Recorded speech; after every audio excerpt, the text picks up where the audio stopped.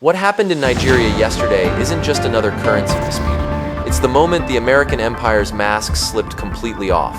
President Trump just threatened military action against a sovereign African nation for making an economic decision about its own oil exports. Think about that for a second. We're threatening war because Nigeria dared to accept payment in currencies other than the dollar. This isn't diplomacy.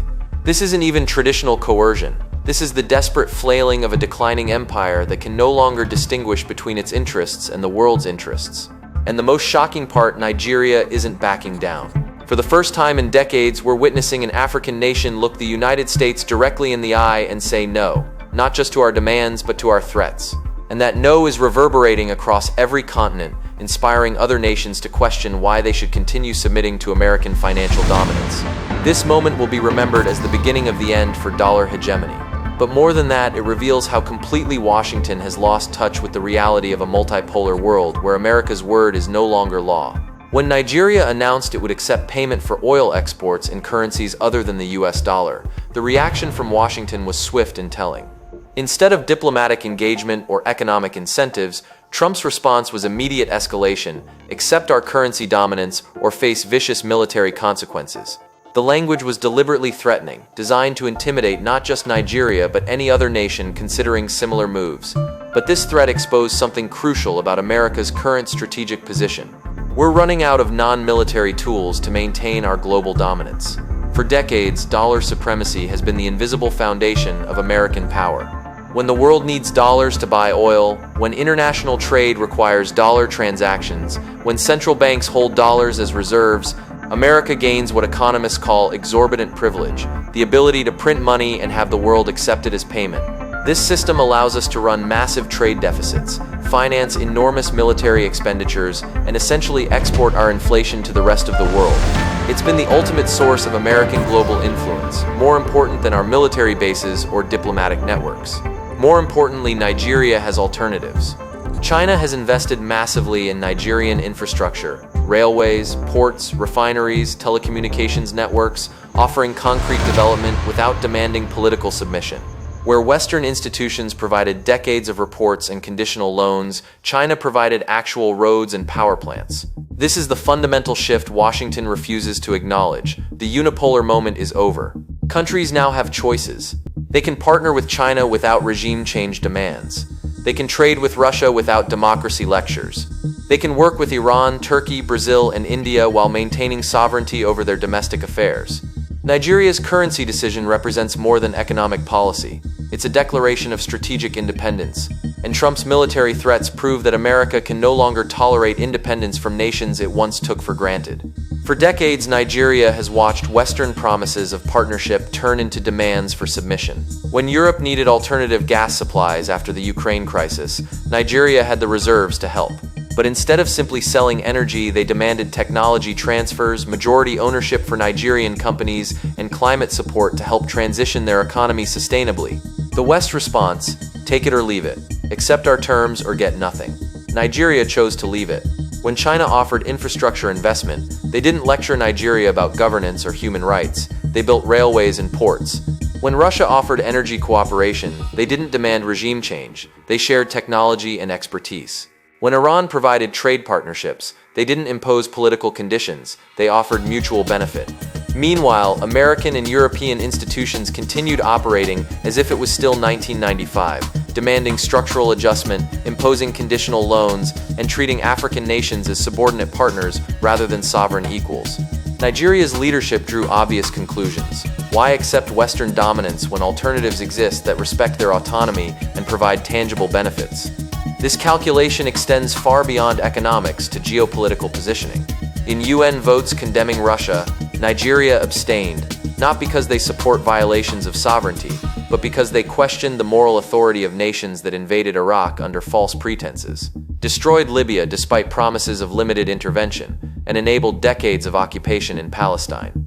Nigeria's abstention was principled consistency. If international law matters, it matters for everyone. If sovereignty is sacred, it's sacred everywhere. They refuse to participate in the selective application of moral standards that characterizes so much of Western foreign policy. This position resonates across Africa and the global South. where nations remember being lectured about democracy by countries that supported dictatorships when convenient, and being told about human rights by governments that armed death squads and funded coups. The credibility gap has become unbridgeable. American moral authority, once our greatest asset, has eroded to the point where our demands are met with skepticism rather than compliance. Trump's military threats against Nigeria crystallized this credibility crisis. We're now explicitly threatening violence to enforce economic compliance, dropping even the pretense of moral leadership. The message is clear: submit to our financial system or face the consequences. But threats only work when the target has no alternatives and believes the threatener will follow through. Nigeria has alternatives, and they're calculating that the costs of American military action would be higher for us than for them. Nigeria is coordinating with the African Union to invoke collective security provisions. They're strengthening ties with BRICS nations, Brazil, Russia, India, China, South Africa. They're engaging European countries uncomfortable with American economic coercion. The strategy is sophisticated: make military intervention so politically costly that even the most hawkish administration would hesitate. Nigeria can't match American military power, but they can make intervention politically unsustainable through diplomatic isolation and global condemnation. And it's working. European allies have notably avoided endorsing American threats against Nigeria. They're uncomfortable with the precedent of threatening war over currency arrangements. Latin American countries remember American interventions in their region and quietly support African sovereignty. Asian nations reducing their own dollar dependence have remained silent. The coalition of the willing has become the coalition of the reluctant. America's traditional partners are hedging their bets, uncertain whether automatic support for American demands still serves their interests. This isolation reflects a broader transformation in global power dynamics. The post-Cold War assumption that America could dictate terms unilaterally has collided with the reality of a multipolar world where other powers have agency, resources, and alternatives. China's economy now rivals America's in purchasing power parity. India, Brazil, Indonesia, and Nigeria are emerging as major global players. The economic center of gravity has shifted eastward and southward, away from the North Atlantic region that dominated for centuries. In this new environment, American threats often produce the opposite of their intended effects. Every economic coercion campaign pushes targeted countries toward alternative partnerships. Every military threat encourages nations to develop countermeasures. Every attempt to maintain unipolar dominance accelerates multipolar resistance. Nigeria's currency decision triggered exactly this dynamic. Instead of intimidating others, American threats have encouraged more countries to explore dollar alternatives. Brazil and Argentina are expanding local currency trade. Saudi Arabia is accepting yuan for some oil sales. India and Russia are settling energy transactions in rupees and rubles. The network effects that once made dollar dominance self-reinforcing are now working in reverse. Countries are building financial infrastructure specifically designed to bypass American oversight, reduce vulnerability to sanctions, and enable independent economic policies. This de-dollarization trend represents an existential threat to American economic power. If countries can trade without dollars, settle transactions in other currencies, and access financing through non-Western institutions, then America's ability to shape global outcomes through economic pressure disappears.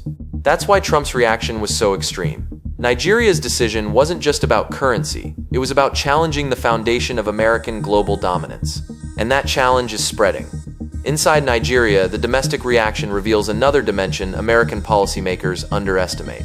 Far from being intimidated, Nigerian civil society has framed the confrontation in explicitly post-colonial terms. Academics, journalists, and activists are drawing parallels to historical figures like Patrice Lumumba and Thomas Sankara, leaders who prioritized national and African interests over foreign demands. The narrative isn't about economics or currency. It's about dignity, sovereignty, and the right to self-determination. This resonance extends across Africa, where the memory of colonialism remains fresh, and the promise of independence has often been undermined by neo-colonial economic relationships. Nigeria's stand against American pressure is being celebrated as a moment of African renaissance, proof that the continent is asserting its rightful place in global affairs. American policymakers seem oblivious to this transformation. They continue acting as if African nations should be grateful for American attention, believing that threats and pressure will restore the compliance they once enjoyed. But the world has moved on. The tragedy is that American threats against Nigeria are likely to backfire in the exact ways strategists should anticipate but seem incapable of recognizing. Every escalation drives Nigeria deeper into alternative partnerships. Every economic pressure campaign strengthens their ties with China and Russia. Every military threat validates their decision to diversify away from American dependence. We're not just losing Nigeria, we're teaching the entire global South that reliance on America carries unacceptable risks. Countries are watching and learning. If Nigeria can be threatened with war for making independent economic decisions, what guarantee does any nation have that American partnership won't become American domination? The broader implications of this confrontation extend far beyond Africa or the global South. We're witnessing a fundamental test of whether the international system will be governed by rules or by power, by negotiation or coercion. If America can threaten war to enforce currency compliance, what limits exist on great power behavior? If economic sovereignty can be overruled by military threats, what meaning does national independence have today? Other major powers are watching closely. China sees American threats as validation that Washington cannot be trusted to respect sovereignty. Russia points to Nigeria as evidence that American rhetoric on international law is purely instrumental. Even European allies are uncomfortable with the precedent. This gives other nations a strong incentive to support Nigerian sovereignty, not out of solidarity but out of self-interest. Brazil doesn't want to be threatened for accepting yuan. India doesn't want military pressure over rupee trade. Saudi Arabia doesn't want coercion over currency diversification. America faces a stark choice: adapt to a multipolar world where influence must be earned rather than imposed, or continue pursuing dominance until the costs become unbearable. The signs suggest we're choosing the latter. American political culture rewards toughness over wisdom, confrontation over cooperation. Admitting limits is seen as weakness, while doubling down on failed strategies is celebrated as resolve. But reality imposes itself.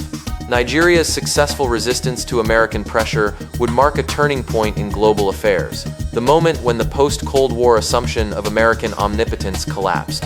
The dollar may not die immediately, but its monopoly is finished. American power may not collapse overnight, but its hegemonic moment is over. The world is becoming more complex, more contested, and more democratic in the sense that more nations now have meaningful choices about their futures. Trump's threats against Nigeria were meant to preserve American dominance. Instead, they accelerated its decline by revealing its desperation and ineffectiveness. Sometimes, the harder an empire squeezes, the faster its subjects slip away. Nigeria's message to the world is clear: sovereignty is not negotiable, independence is possible, and the future belongs to those brave enough to claim it. The rest of the world is listening, learning, and following Nigeria's lead toward a more balanced and just international order. The American century is ending in Africa, not by armies or ideology, but by the simple assertion that nations have the right to make their own decisions about their own futures. News.